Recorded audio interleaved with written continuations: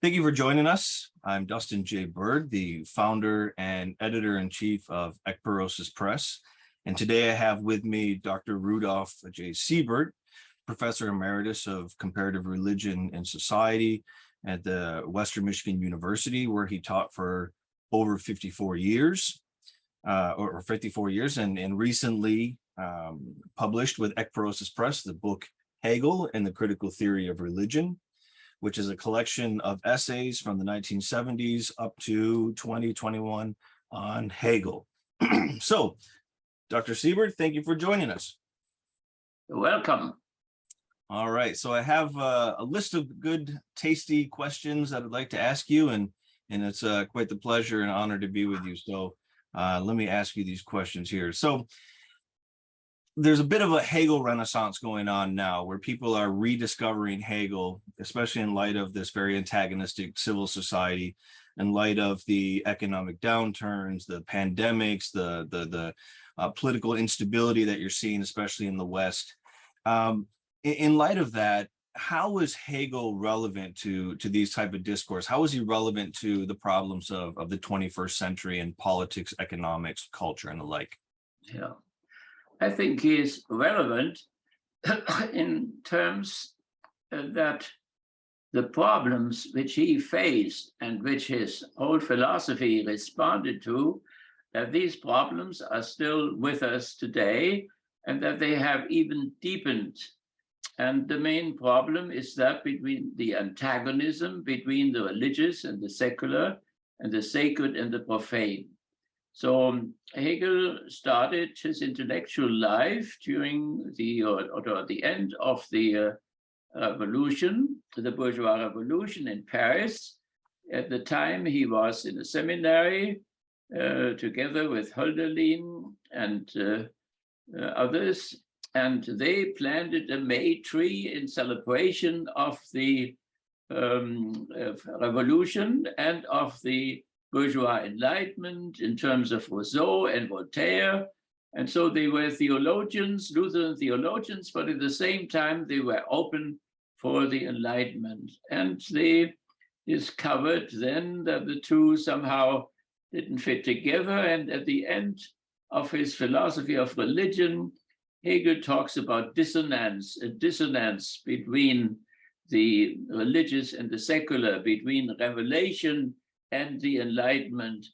And he says there is in religion the promise that the kingdom of God is established from the beginning and continues to the end, into eternity, and that the death will never overcome the church will be forever.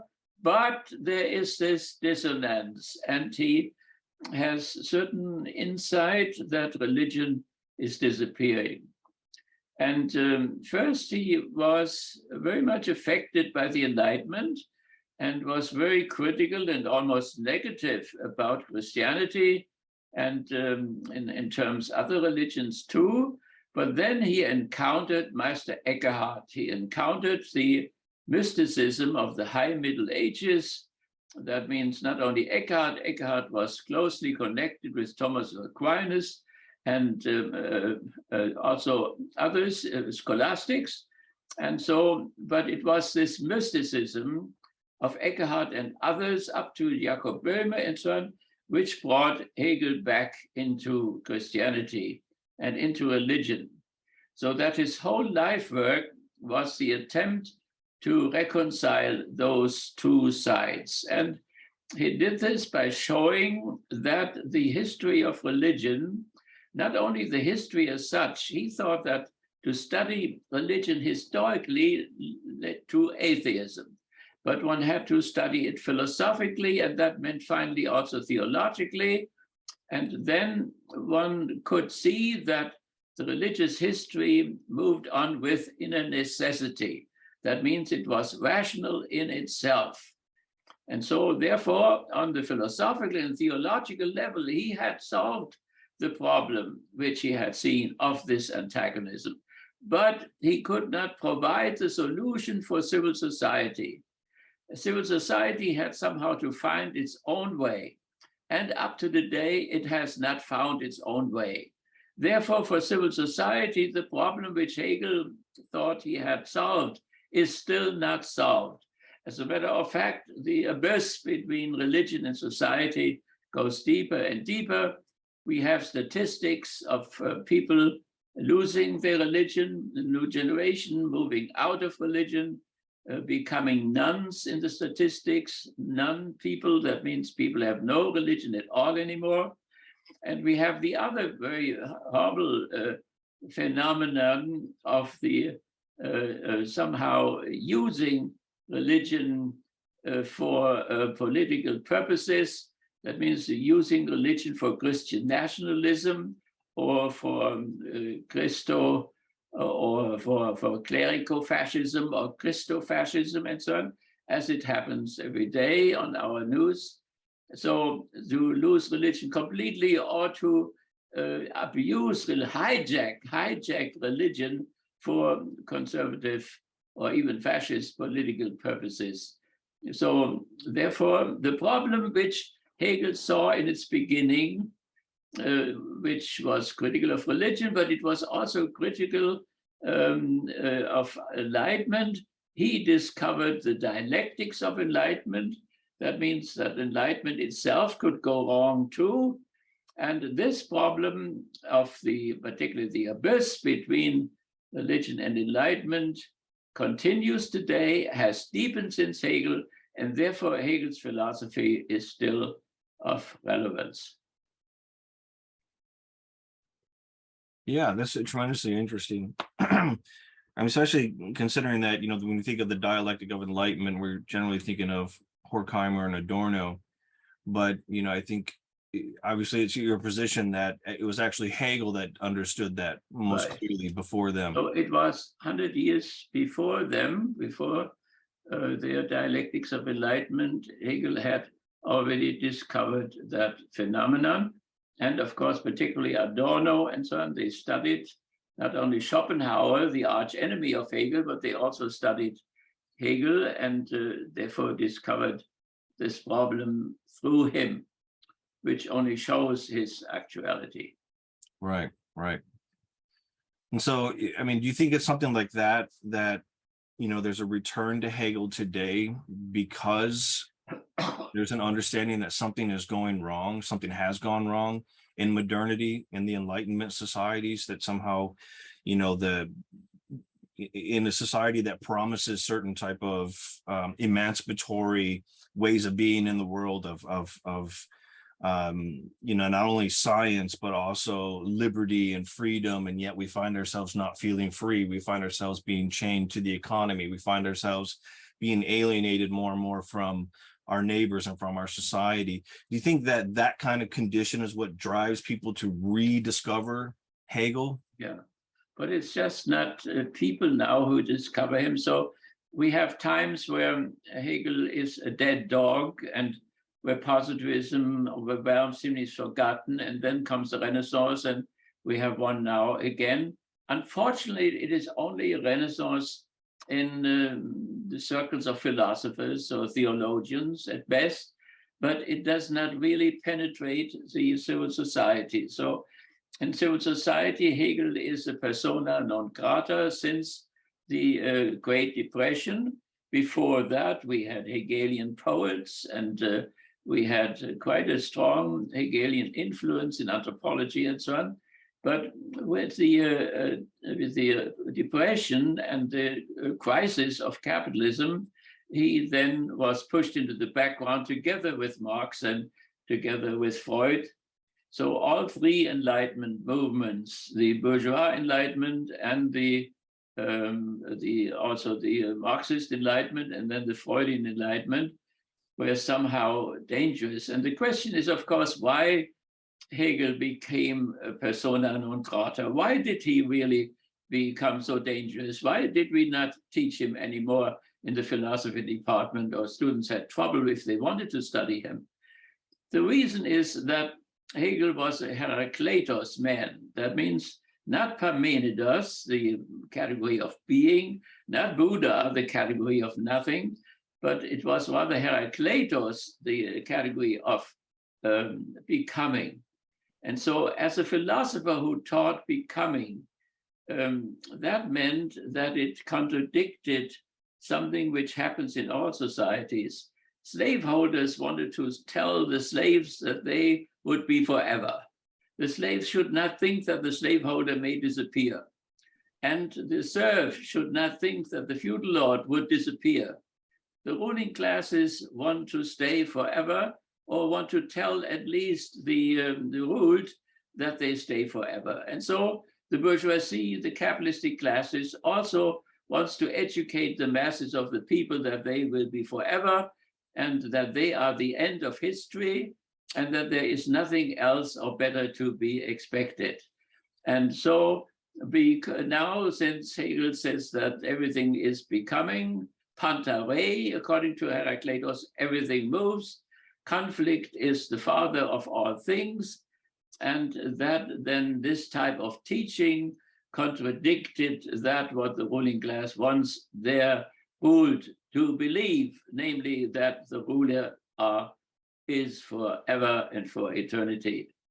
And so that is why he became a persona non grata, together with Marx and together with Lenin and together with Freud and so on. And that, of course, blinded us in a certain way. One must admit that, of course, Hegel is difficult. And the question is, why is it difficult? Because he introduced the first new logic since Aristotle. Against Marx, Aristotle remained valid among the slaveholders, among the feudal lords, and among the capitalists. But then Hegel came with a new logic, a Trinitarian type of a logic, and that is rather difficult. So to study his logic, which is also his logos theology, is difficult. But we have Karl Barth and we have Karl Rahner, representatives of Catholicism and Protestantism. So Karl Rahner thought, Karl Marx, the Protestant representative, Karl Barth, thought that Hegel should become the Thomas of Aquinas of the Protestants, and I would add to it, maybe he should become the new Thomas of Aquinas for the Catholics as well. But there is this difficulty that his thought sums up practically the philosophy of 2000 years and is therefore in his sense very concrete and is therefore very hard to understand. So that is what we must admit, but that is not the main reason. The main reason is that he teaches something which is counter-system by simply declaring that this present system is as finite as the previous ones were, and that something else is following. Right. I mean, that's the very basis of his history of philosophy, the dialectics of history, right? That somehow the status quo, what appears to be permanent, is not permanent. It's always in a state of change, state of flux, but the ideology is a static ideology as opposed to a dynamic ideology. So it legitimates the world as it is today. It will always be this way. So it is positivistic. That means things are as they are. It is as it is. That's what we hear all the time. And the class is still half full. So when you say we have all these slums, then people say, well, it is as it is. But the class is still half full. There is social security and there are social services and so on who take care of the slums and so on. So it is this positivism which makes us static, so that we cannot see ourselves in motion. That is what Hegel teaches, and that is what is so dangerous, and that is why he is the persona non grata. Mm. So one of the things that we've been going through intensely in the last 6 to 7 years. We had it already before that, but just massively intensely in the last 6 or 7 years is the culture wars that have gotten to the point where, at least in America, one of the parties has basically given up on democracy. They've given up on the democratic rule. It's to the point where in order to save the traditional culture of America, we have to forfeit democracy. We have to do whatever we have to do to gain and maintain power. How can how can Hegel help us in these culture wars that are engulfing American civil society and the state? Well, there would be the easiest thing would say that culture wars which come out of or originate in the antagonism between the religious and the secular. That is where he could help, of course. So let's see the whole culture war around abortion, where the eternal word, Catholic stations and so on, concentrate on the abortion as if that was the center of Christianity, in spite of the fact that Jesus never says anything about abortion. So if Jesus never said anything about abortion, how can abortion suddenly become the main theme of the Catholic television networks and stations and so on?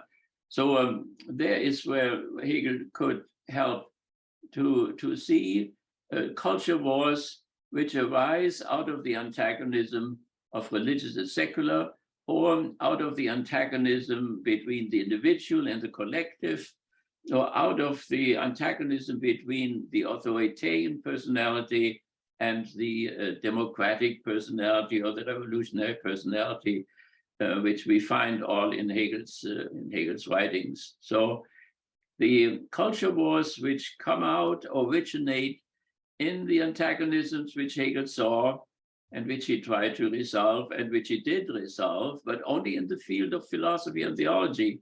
And unfortunately, he left it to civil society to deal with these problems, and civil society is not able to deal with them adequately.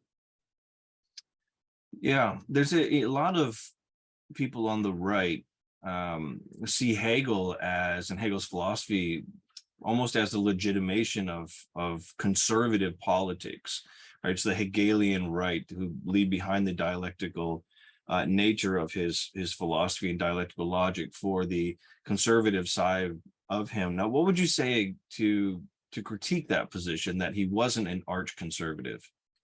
Well, we have to stick to the truth. That means how things really developed. Hegel was able to bring together through his dialectical method those extremes. So for him, the authoritarian personality and the democratic personality were two elements which were somehow connected with each other.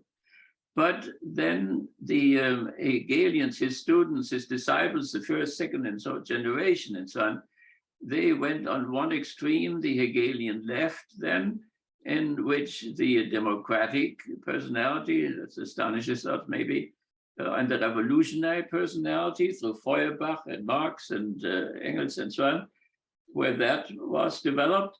And on the other side, we had the authoritarian personality. That means where the Enlightenment, the dialectics of Enlightenment turned into positivism.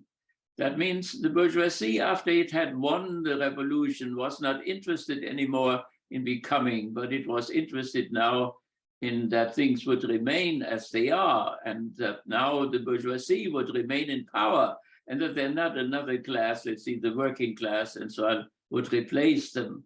And so, therefore, we have the Hegelian right in terms of positivism. And the question is if Hegel was already a positivist. Some people would say that he is the arch-positivist.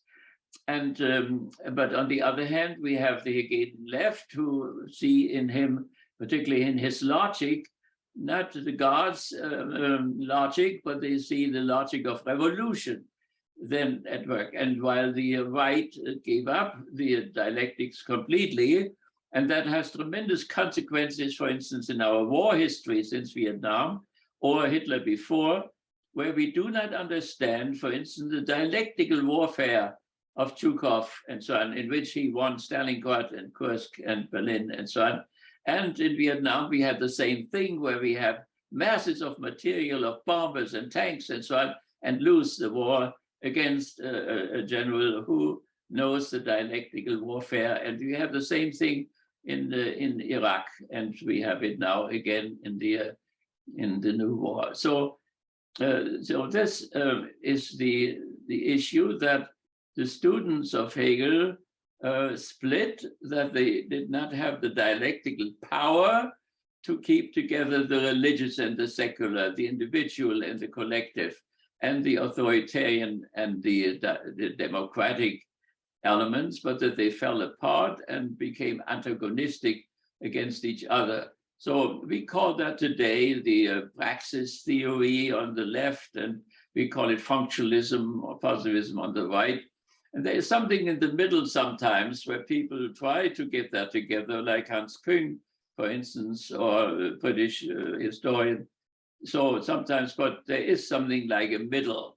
It was interesting that 2 days ago, Fox News, when they heard of the fascist movements in Italy and liked it very much, but then they defended themselves by saying, who can call us fascist or right-wing if we don't know the center? What is the center? What is the center? Well, historically, there was a center party in Germany, and the Catholic Center Party, which gave Hitler the emergency laws, which made him legitimately into a dictator and then dissolved itself. So we saw that even there, the center was not the center, but the center was really the right. And so it may very well be that there is no center.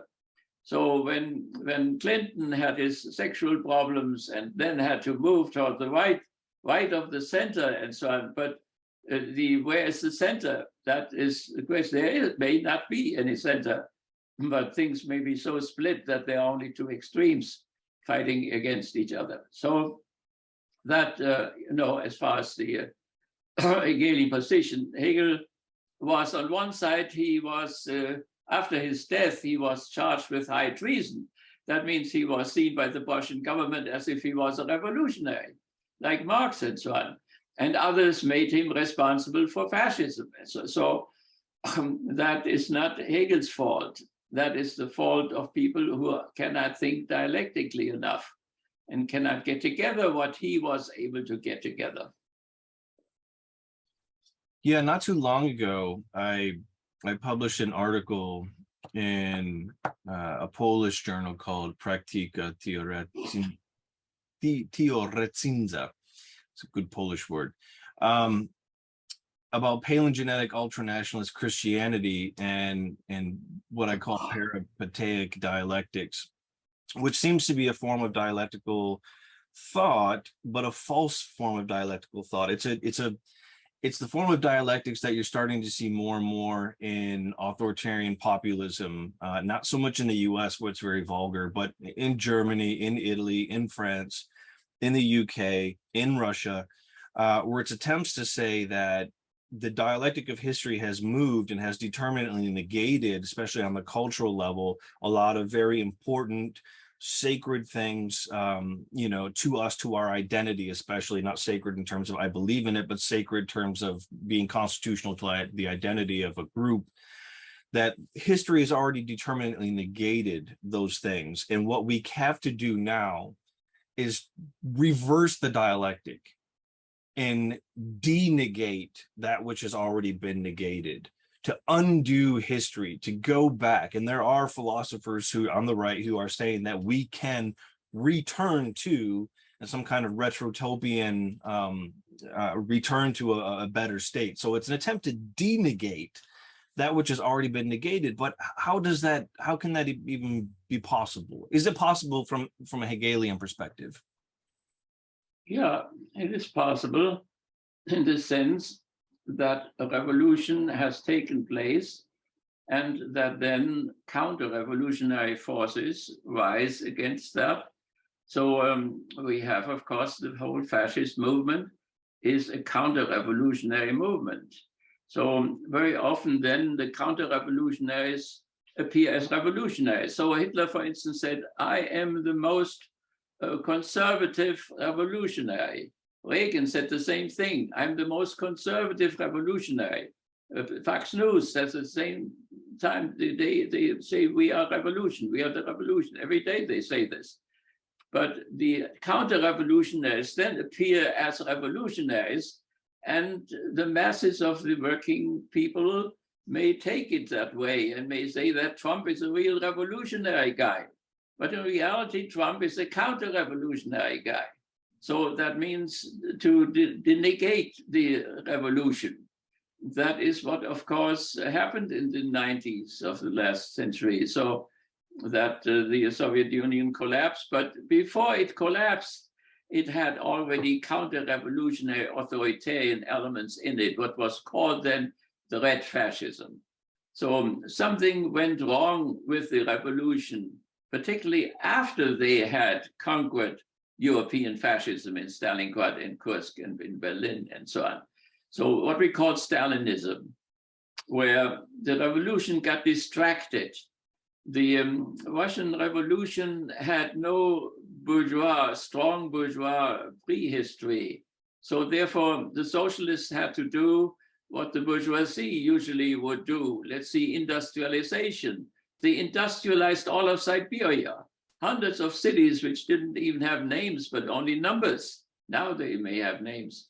So therefore, doing this industrialization and by gulagos, by forced labor and so on, that distracted the revolution. And so after they then had conquered European fascism, they were overcome by European neoliberalism. And that works into the present situation that the Russian people think that this was the most horrible hour of their history and they want to correct it. But without making the revolution, continue the revolution, that is a very complicated position. So there is for Hegel not only that there is a linear movement forward, but that there can also be times of counter-revolution, where everything what was game, people made 3 steps forward and then they make 2 steps backward again. Like there's a dance in Germany where that happens. So and this is happening now. So we are in a counter-revolutionary situation. The revolution has obviously not worked.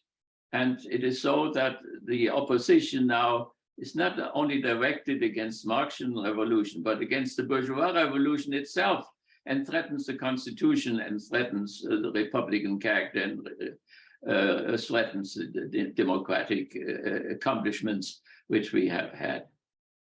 Yeah, it seems like, especially here in the US, it's being articulated as if it's not a counter-revolution against the American Revolution, the liberal revolution, liberalism, the Enlightenment that brought in the Constitution, but that it's a counter-revolution against the far left, which the right identifies the far left as the liberals, that the liberals are the far left somehow. And so to attack them as the far left is to undermine the liberal state, the liberal constitution, on and on and on. So it's very strange now. It's not even against, socialists or communists. It's against liberals that you see this undermining these movements within the culture wars, but also in politics as well. Yeah, well, I mean, Hegel was a liberal, right? So, and liberals, that meant they were the heirs of the bourgeois revolution. So, but at the same time, Hegel was horribly afraid of the socialistic revolution. So in the year he died, 1831 and so on, there was a revolution in Paris which had already strong socialistic elements and so on.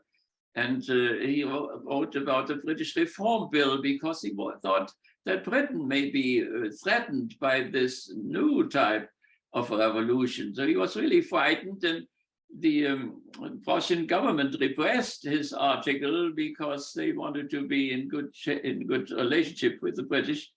And so it wasn't published at that time. But so I think one has to get the historical dynamic straight. So there was the bourgeois revolution, with ideas like égalité, fraternité, and liberté, which, by the way, were ideas which had immigrated from Christianity and other religions into the secular bourgeois Enlightenment. They are originally, you can find those 3 ideas all in the Christian history and in the history of religion and so on. But they had been freed from their baptism in a certain sense and had been migrated into the bourgeois revolution. And since the bourgeois revolution was limited to the bourgeoisie and not to the slaves and not to the workers and so on, therefore the workers took the same ideas now and made their revolution against the bourgeoisie.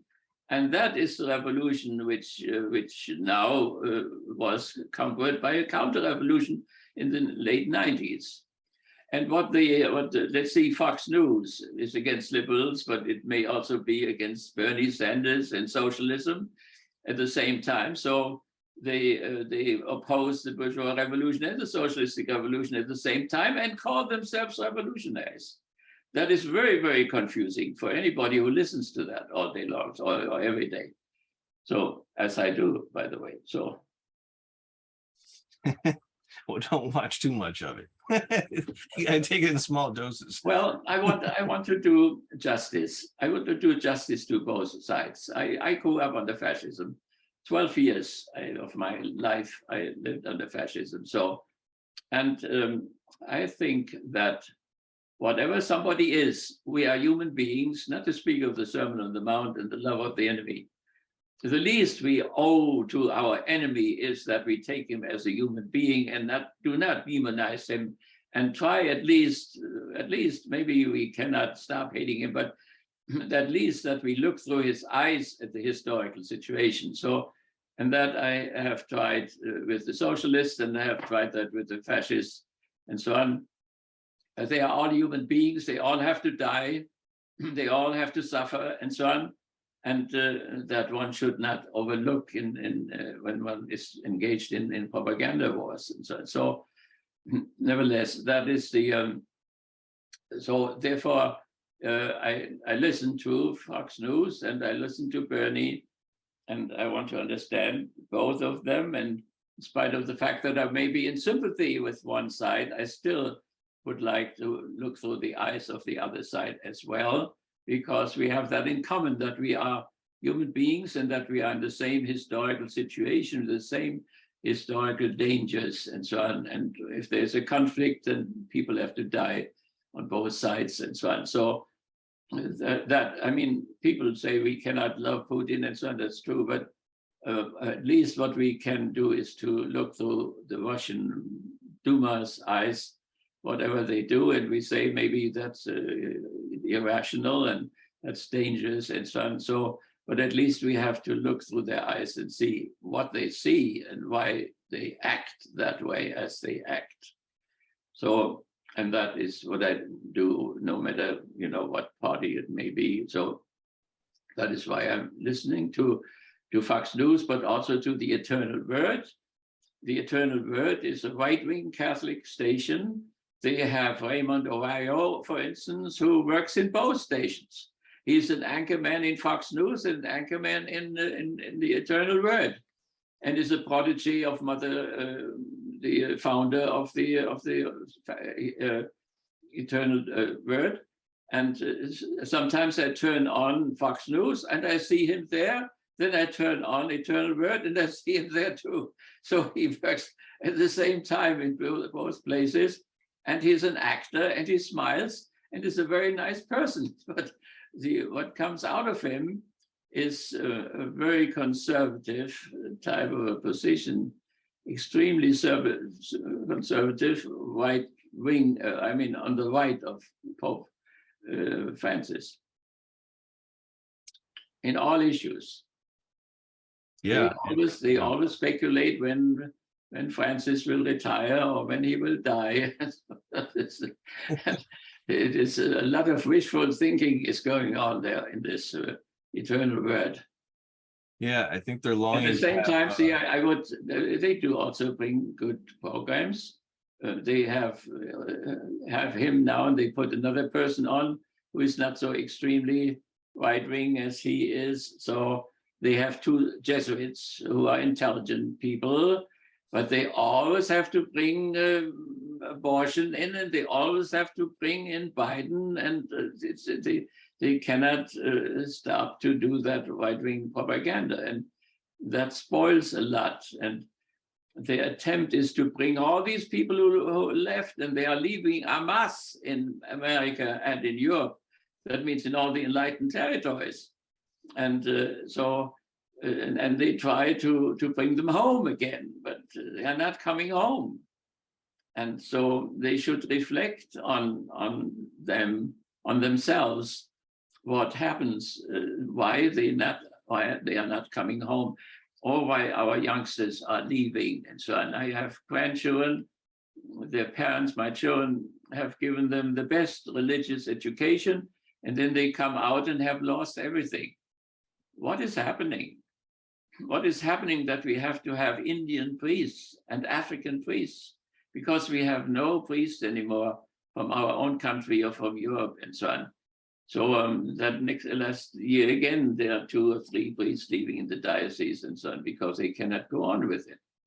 So there are serious issues which both sides are concerned with, and any kind of hysteria or hostility or hate does not help very much. So we know that the statistics show that the younger generation is leaving, and my grandchildren, after having all this beautiful religious education, they get not married at all, but or get a non-sacramental marriage, or have a completely non-religious, totally secular position in all what they do. So there must be a reason for that. It's not bad will. It is not anything evil or whatever. It is. It happens to them, and we have to find out the causes why that is happening to them.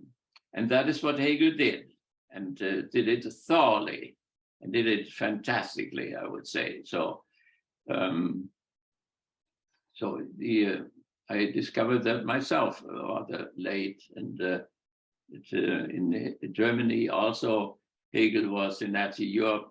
Hegel was persona non grata, out of the same reason which I mentioned before, and so I came to him rather late.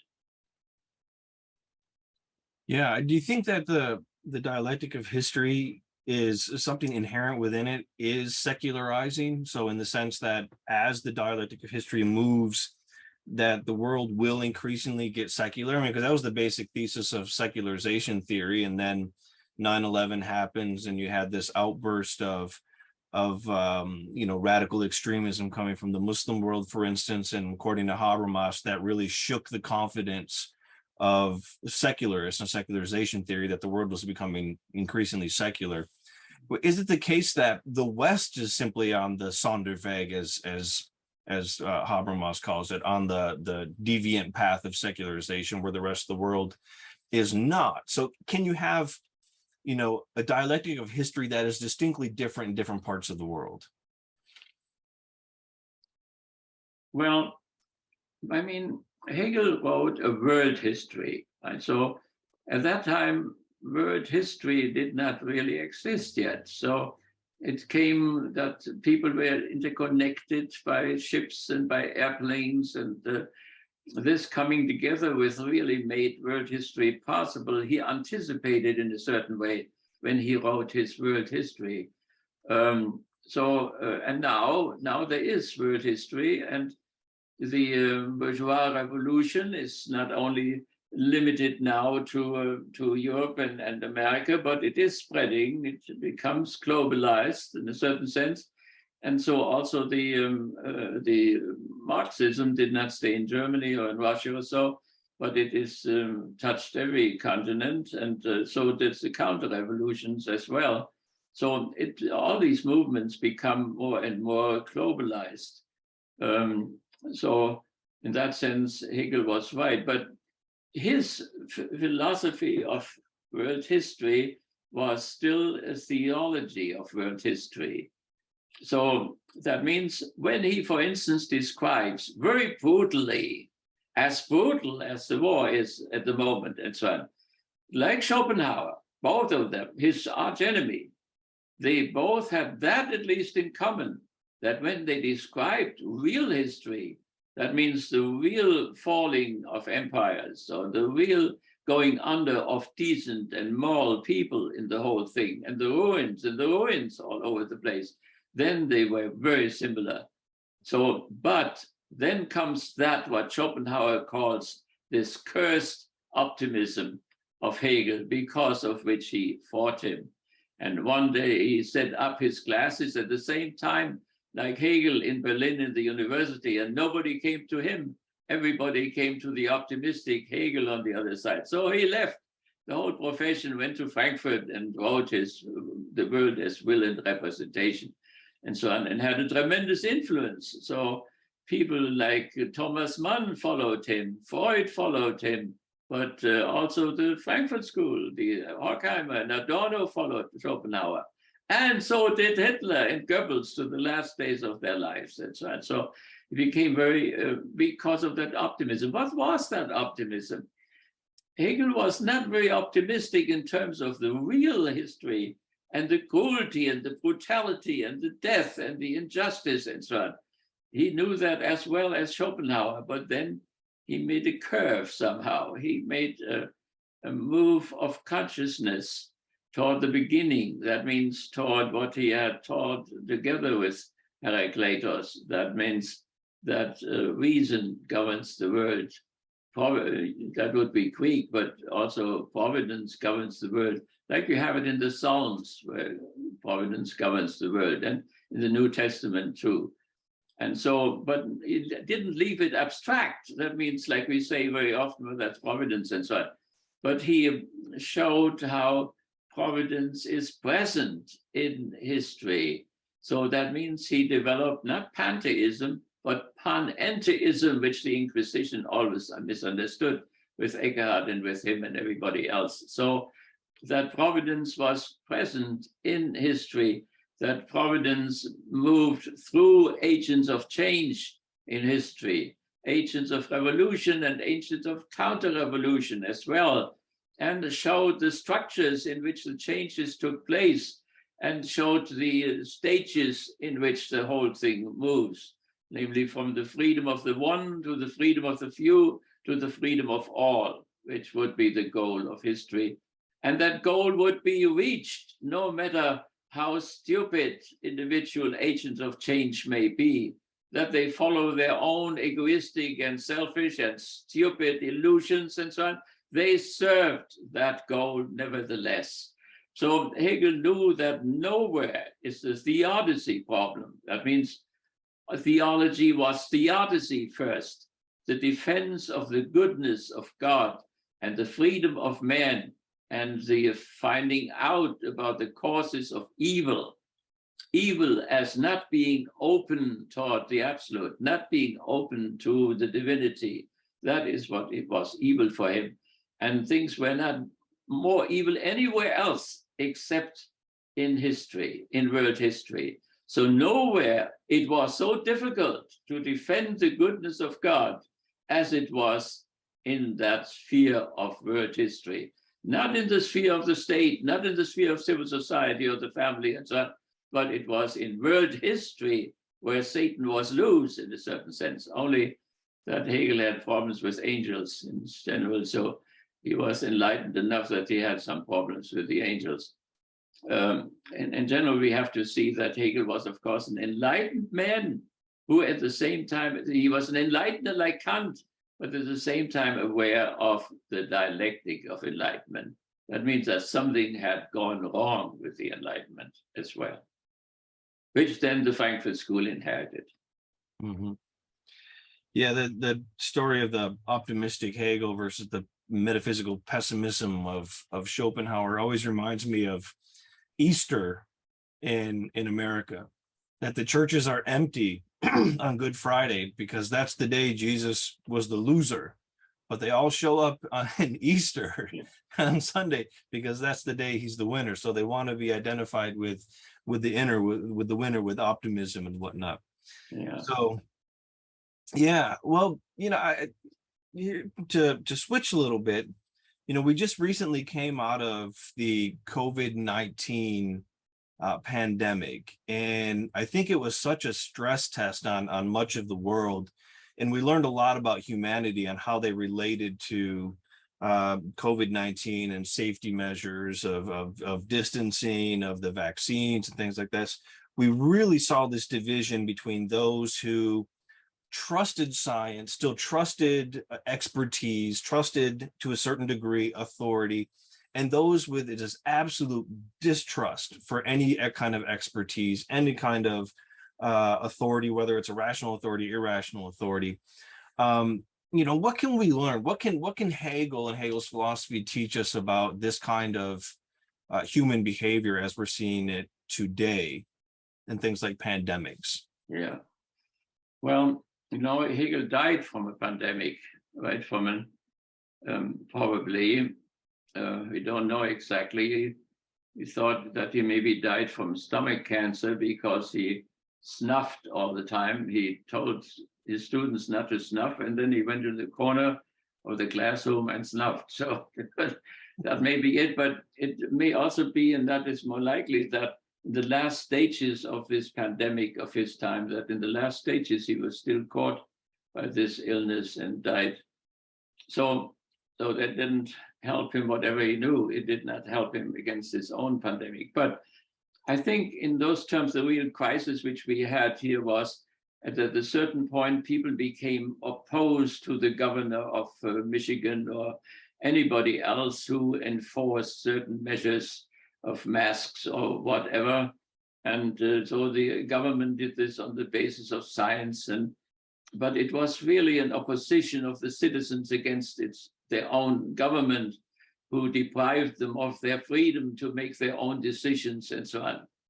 And there, of course, Hegel has a very strong theory, not only of civil society, but also of the state, of the internal state law, external state law, and the historical process of the state.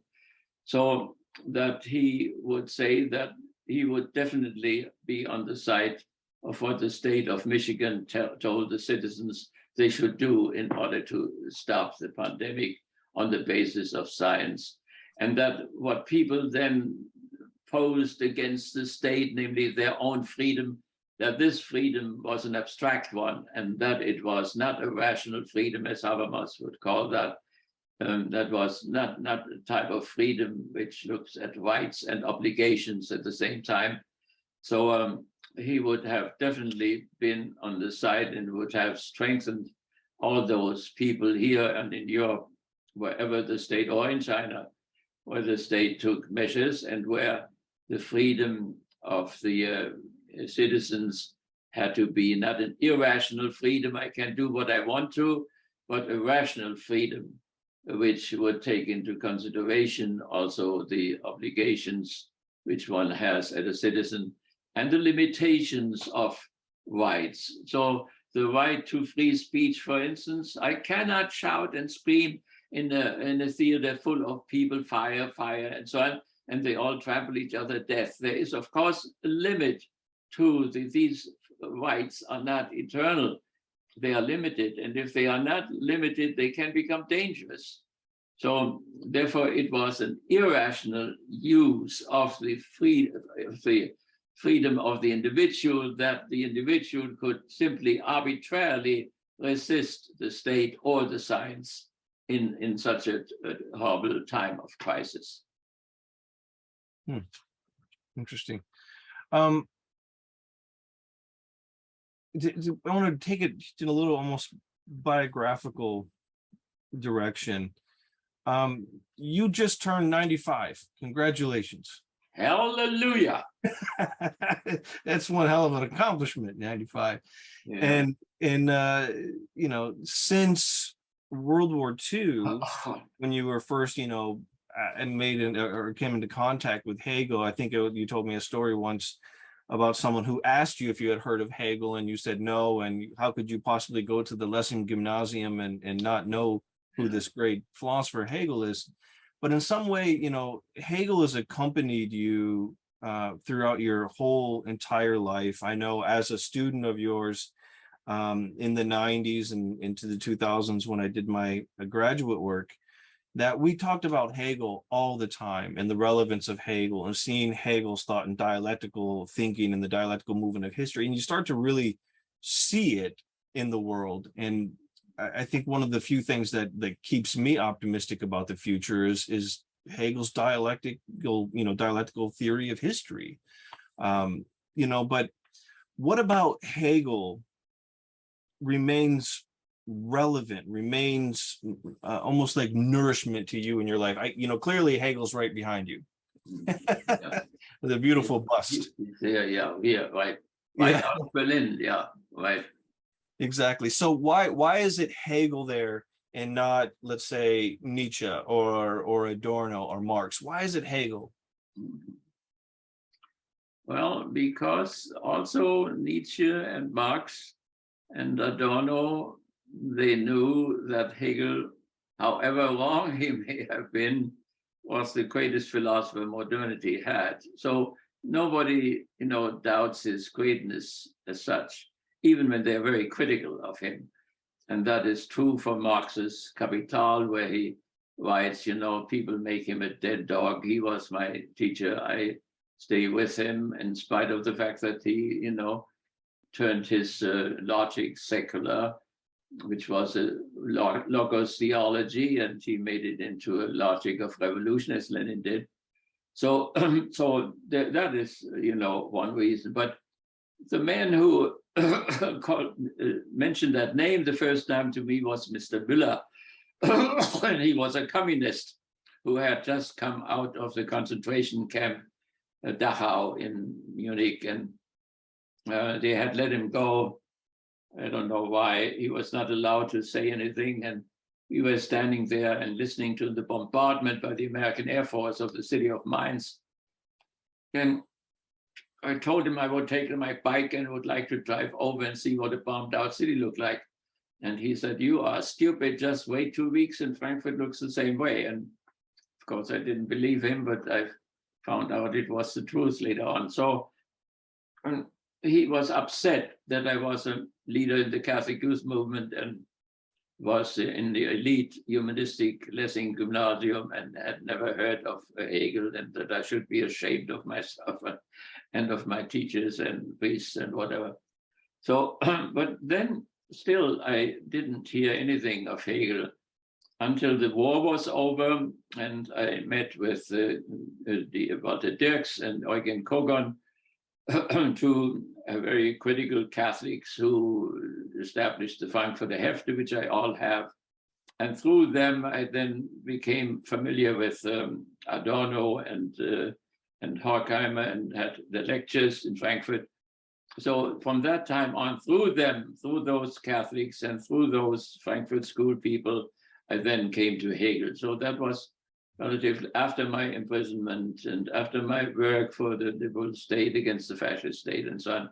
Then also I became more and more familiar with Hegel and read his works and read them still today and always find new thinking. It is very liberating. It's very liberating.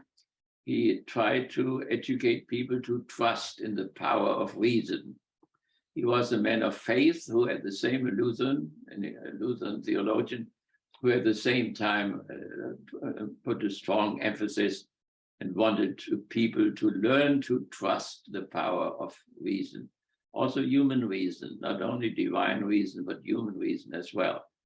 And that I find always is very liberating and gives direction when things become really chaotic. And chaotic because freedom is misunderstood and is abused.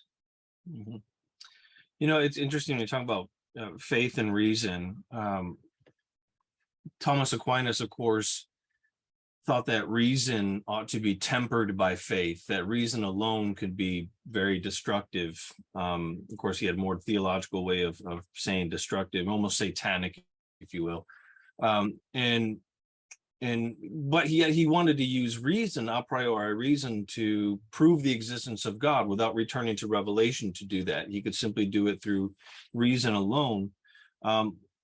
For Hegel, would you say that, philosophy, reason is ancillary to theology, to religion, or is the only way truly to understand religion and the theology that dwells within religion through philosophy? Because as you said at the very beginning, we can't really study religion historically, if we do it, it drives us towards atheistic position. But the best way to understand religion is philosophically. But does that make philosophy ancillary to theology, for instance? Mm.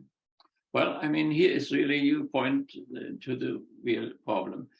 Of course, Thomas Aquinas was very rational. He brought about a synthesis of faith and reason.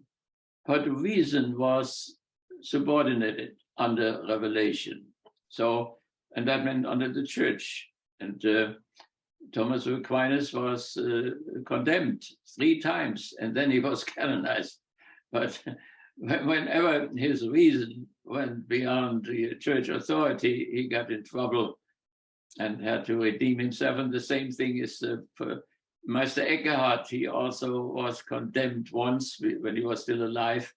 And then he defended himself well against the Pope John the 22nd in Lyon.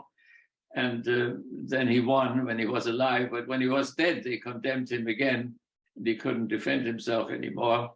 And he still remains condemned today, 700 years later, in spite of the fact that he had an unbelievable influence on everybody outside and inside of the church. I hope that since Thomas Aquinas was condemned 3 times and then canonized, that Eckhart will be canonized by being condemned twice. So I have this hope, which maybe, but Eckhart, was such a man who could let things go and had so much humor that he would not be too much disturbed about his further condemnation. So, and the same thing is true for Thomas Aquinas, for Thomas More, the great humanist there. He was only canonized 400 years after his death for the simple reason that he married too early after his first wife died. Today, after a few years, Mother Teresa is canonized and the popes and so on. So one has to relax and let it go and be humorous about the whole thing. So therefore, when the eternal word and so on, the Jesuits now go on after the Vatican II still to hold on to Thomas Aquinas as their leading figure. Of course, he was a great man and meant great progress for the church and so on. But his synthesis between faith and reason does not work any longer. And the reason for that is that today we have the theme of revelation and autonomous reason, faith and autonomous reason. That means a reason which is no longer guided by the church and by the Holy Inquisition or by the New Testament and so on. So then they sometimes call that rationalism. But the Enlightenment movement moved on the level of analytical understanding. Hegel moves on the level of dialectical reason. From dialectical reason point of view, you can understand analytical understanding, but not the other way around. You cannot understand as an empiricist, the man of the senses, as we are here in materialistic America, or from the level of analytical understanding, you cannot understand dialectical reason. But the other way around, you can. So therefore, Hegel saw analytical understanding of the Enlightenment. He appreciated it on that level on which it moves, but thought that it was deficient because it did not move further to the level of dialectical reason as he did. So while there cannot be any peace between revelation and analytical understanding, he thought there could be peace on the level of dialectical reason, which included as valid positions the man of empiricism, of data and facts and so on, and the man of reflection on the level of analytical understanding on which the sciences and the Enlightenment movements move. But that in order to reconcile them, one had to move toward another level of dialectical reason. And this movement is not present. It was not present in the Soviet Union either, where we have dialectical materialism. It is not present here where we have bourgeois materialism. So we should appreciate what we have. We are sensuous people, and therefore that we are sensuous, and Master Eckhart makes that clear. That's beautiful. And we are people of analytical understanding, and that is beautiful. But it's not enough in order to reconcile what is falling apart for us and which drives us nuts. Purely hypothetical question. Had Hegel been a Catholic, would he been canonized a doctor of the church? As little as Master Eckhart. Now, the church could not canonize Jacob Böhme, the great shoemaker and the great mystic, a wild man who is in Hegel's dialectic, but Hegel tamed him to some extent. So, but no, as long as the Holy Inquisition, which has another name now,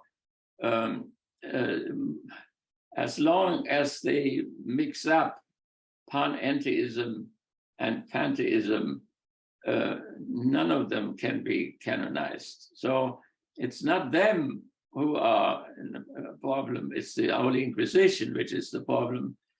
And they are, of course, Jesuits who do understand Hegel, but then they are in trouble themselves, like Teilhard de Chardin, for instance, is in trouble, and he's very much a Hegelian.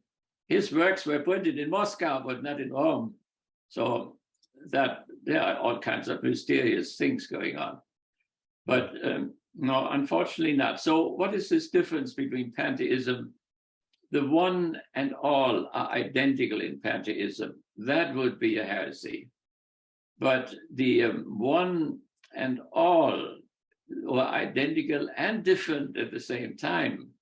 That takes care really of the problems which the fathers of the Inquisition have.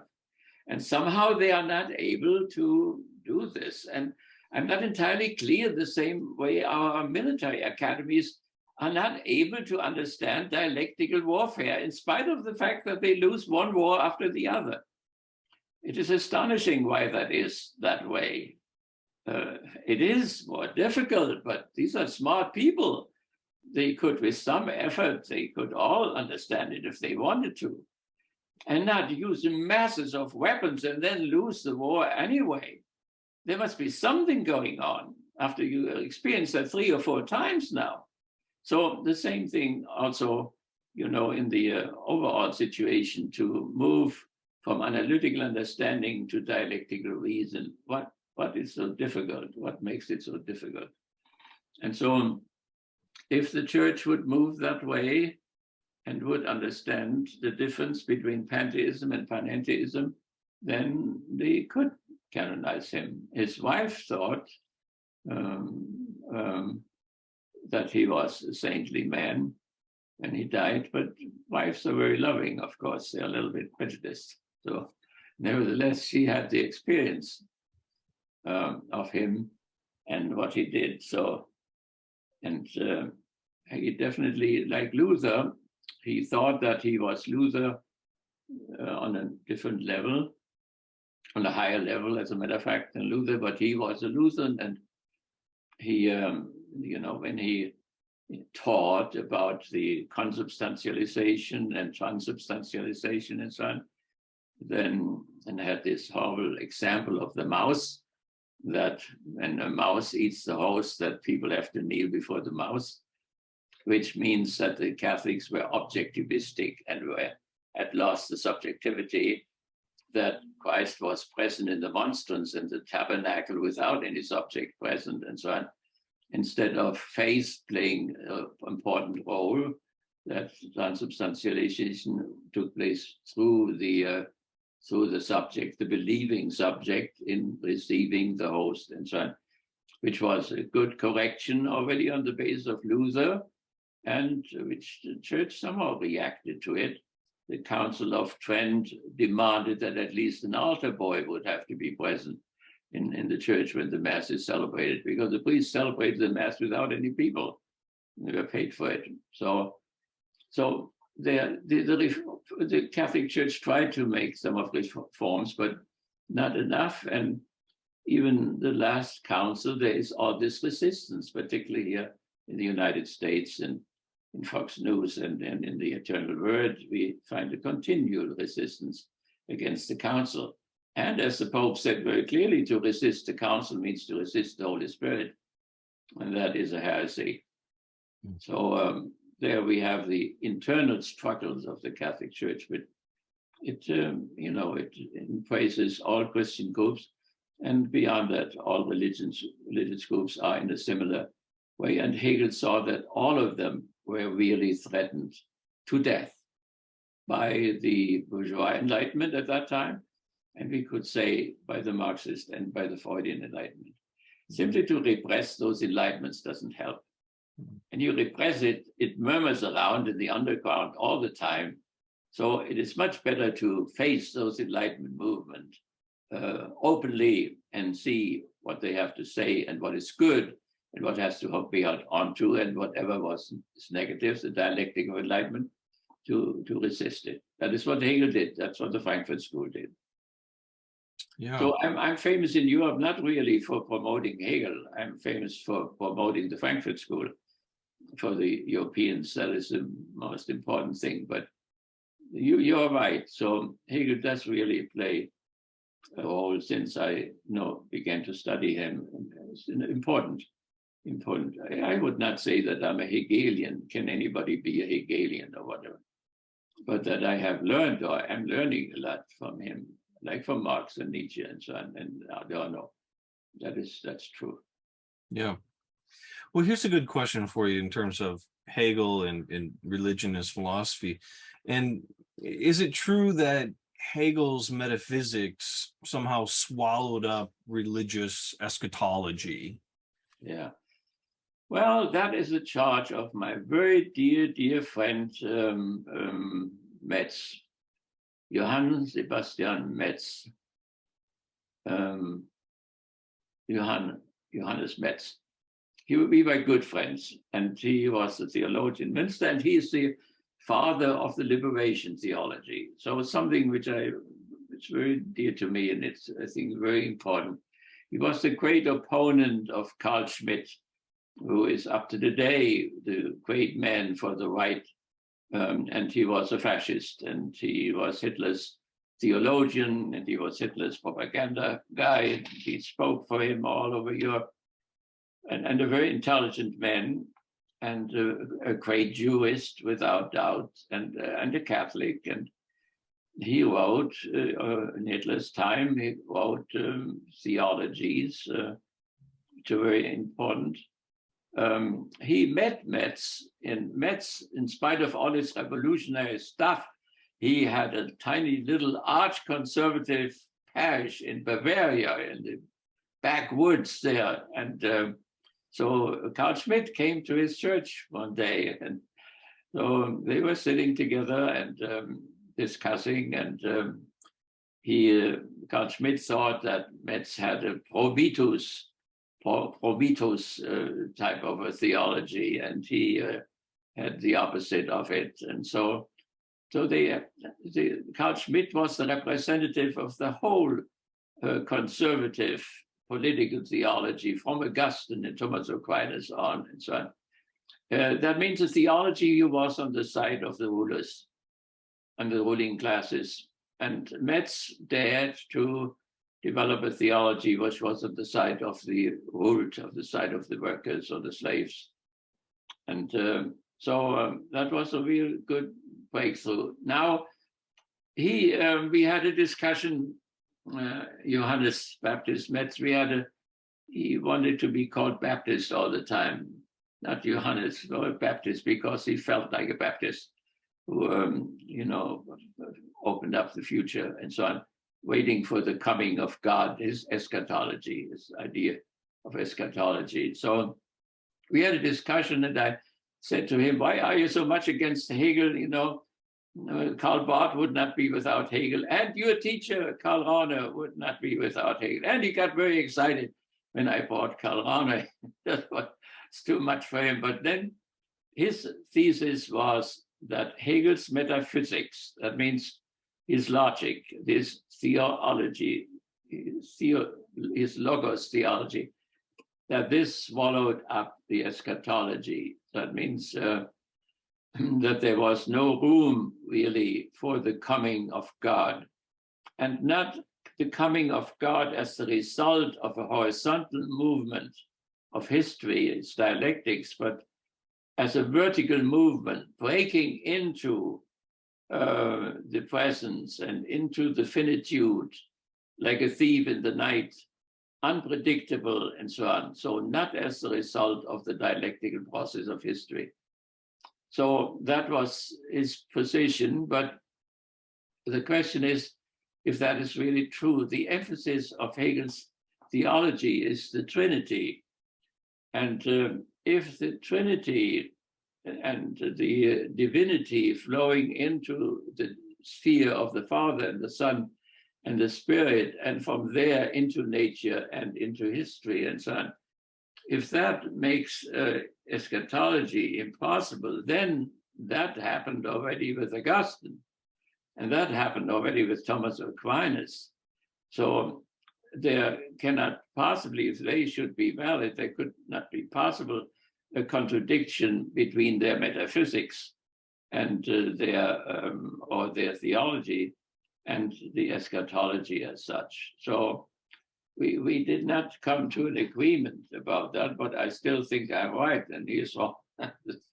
But so we just hope that I do not see, that Hegel was closed up to the future in general, or to the eschatology or to the apocalypse, because these two things went together in the church. The only thing what one could say maybe was that also in the church, the metaphysics was emphasized so much that the eschatology was somehow forgotten. That is possible. Or even that the Holy Spirit was the forgotten God that would hang together with it. So there is truth in what Johannes said. He is now gone from us. He is not here anymore. He cannot defend himself anymore. Yeah. Does Hegel anywhere in his writings, I haven't come across it, really talk explicitly about the apocalypse, about eschatology, about, the eschaton? Well, of course, the philosophy, so the phenomenology of the spirit already is open, of course, for the coming of the God, as the Jewish people would say, and so on. So it is not Greek in that sense. Hegel is as much influenced by Jerusalem as he is by Athens. So is also Habermas still today, who is very Hegelian in his back on the basis of his philosophy. So Habermas took of the human potentials of language and work and sexual love and recognition and community. He took the first one. He took that basis of Hegel's system, just one there, and made it into the system of his theory of language and theory of communication. So in that sense, he imitated the whole system of Hegel and became one of the greatest thinkers of the present century, the last century, and this one. So particularly with his last work, his philosophy of religion, which he wrote, which is beautiful. He did not become a believer, but he was critical of the Enlightenment as he was critical of religion as well, like Hegel was. So, I think that he's very often people say, he has nothing to say about the future. And there's something true in that sense, that when he does the philosophy of history, he says we tell history now, we are not about the future, and he concentrates on history. But then he does say something about the America as the longing toward which people want to go, who are tired with the armory of Europe. And he says it in a weaker form also about the Slavic world. So he knew by 1830 what Spengler only knew in the 20th century, that Europe went into retirement. And it went into retirement when the American and the Russian troops met in Thuringia in the middle of Europe, in Geisa, the city of Geisa, where I spent my youth in the castle there. That is where they met, and that was the end of Europe.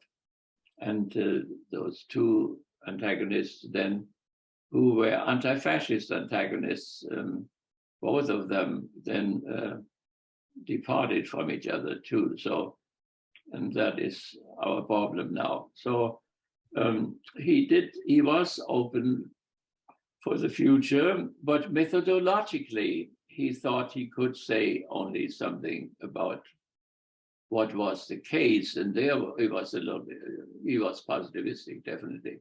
It was important for him what was the case, what was empirical. And he was very tough on this. So now, in terms of as a believer, as a Lutheran, he was definitely open. So when in the end he saw, in the end of the philosophy of religion, saw this dissonance coming about between enlightenment and analytical understanding of the Enlightenment and so on, he remained a believer in the sense that the kingdom of God is established from the beginning and into eternity. He was open for the coming of God, which was the concern of Betz, and also that the church would not be destroyed until this future would arise, until the kingdom of God. So the church would be superseded in the kingdom. So certainly as a believer, as a member of the church, Hegel was open for that. But not only that, I think that his faith was also present in his system, and that the system remained open for the future, and also for the absolute future, as Karl Rahner calls it then. So is he optimistic about humanity and the future of humanity, even outside of the realm of eschatology? Only as a theologian he was optimistic. Maybe, I don't know if Schopenhauer saw that. Schopenhauer also thought he was a Christian. He himself was a Christian, he thought. So what it means to be a Christian seems to be something complicated sometimes. So yeah, I mean, so let's say he, as far as this future is concerned, that is very important, that it was not only personal now, eschatology or apocalyptics, and that he was unbelievably impressed by the negativity of history, that nothing was so difficult to describe as this and to endure this negativity. So there he was really in agreement with Schopenhauer. So he became optimistic only by this turn of consciousness in terms of reason governs the world. That means reason with a big R, and that providence governs the world in a very concrete way, in very detail, so that you could see God at work. He said in the morning newspaper, you could see providence at work in the newspaper. And we could say today, you can see God at work in the Hegelian terms. You can see him at work on the television. Right. Or social media, which is Social media, yeah, quickly taking over television. More so, exactly. Yeah. Right. Although it is sometimes hard to see God at work in Twitter and in Facebook and Telegram and the rest, but nevertheless, Hegel would have admitted that, that it was the greatest, the most difficult theodicy was that of world history. Yeah, the slaughter bench of world history. 10 million people dead in the First World War and 70 million people dead, and Auschwitz on top of it, it is just overwhelming. And it is that test of the theodicy which made the left atheistic. Mm-hmm. That is why Hegel's system collapsed for the left and maybe also for the right. They couldn't take it any longer. They could say it was in the face of Auschwitz to believe in providence. And you know that in Auschwitz they put God on trial. Mm-hmm. God was found guilty. He was found guilty of having broken the covenant and having made a covenant with Hitler. That is the feeling of very pious people who then put their hands on their head without hairs and marched into the gas chamber. Yeah. That is the most extreme point which Hegel was very, very much aware of. And so that was the hardest piece of his life work, that philosophy of history. Yeah, and it seems like Habermas simply rejected it, rejected the whole philosophy of history, and so did Metz. Metz, rejected the whole philosophy of history of Hegel and the whole economics of political economics of Marx. Just didn't want to talk about it. yeah, something went horribly wrong in many ways in the institutions that came out of this. Both of them, yeah. Yeah, absolutely. That means he didn't want to talk about political economics, which Adam Smith had, and all the people of his time. It was a new science at that time, and the most exact of all the social sciences. But it has that point, of what is wrong with capitalism. The filmmaker, what is his name, who made all these critical movies. Michael Moore? Michael Moore. He went to the Pope in September and asked the Pope, "Is capitalism a sin?" And the Pope said, "Si." So, but the Pope doesn't know, I think, what the sin is, that he would have to read the Capital, or the whole, even Adam Smith and so on. The sin of capitalism is the private appropriation of collective labor.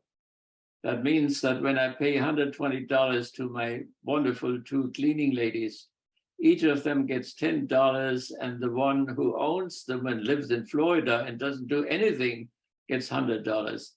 Admitted, he has to pay taxes, and he has to pay the chemicals with which they clean and the gasoline with which they drive. But let's say they remain $50. That is the private appropriation. That is the sin.